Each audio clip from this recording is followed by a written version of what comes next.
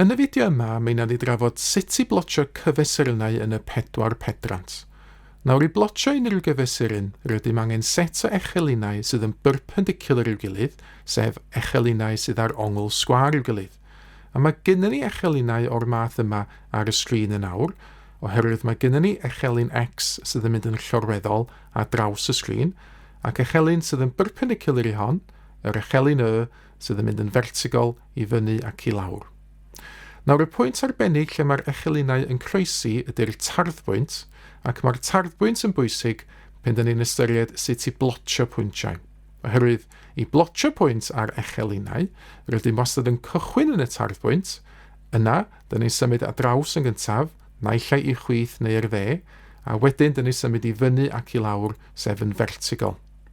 Felly, os am ni gymryd un bwynt fel enghraifft, sef y pwynt yma, i fynd o'r tarddbwynt i'r pwynt yma, dyn ni'n cofio dyn ni'n symud chwith y dde yn gyntaf, dyn ni angen symud 4 uned i'r chwith, ac yna 2 uned i fyny.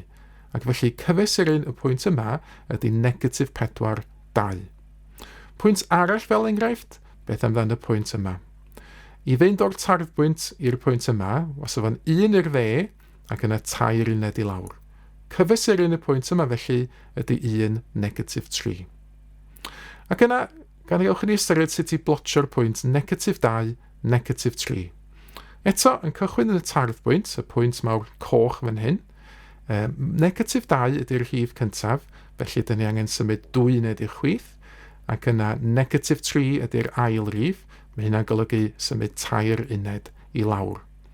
Plotio'r cyfesuryn wedyn, na i ddefnyddio croes yn fan hyn, mae'n bosib hefyd defnyddio dots fach, a wedyn, dyn ni'n labelu'r cyfesuryn hefo -2, -3 mewn crynfachau. I orffan, gadewch i ni ystyried y set yma o ymarferion i chi ceisio. Y dasg yn fan hyn ydy i chi adnabod cyfesuryn bob un o'r pwyntiau. Unwaith ydych chi wedi cael amser i feddwl amdan eich atebion chi, gwiriwch nhw wedyn yn erbyn yr atebion cywir sydd yn nawr yn cael ei dangos ar y sgrin.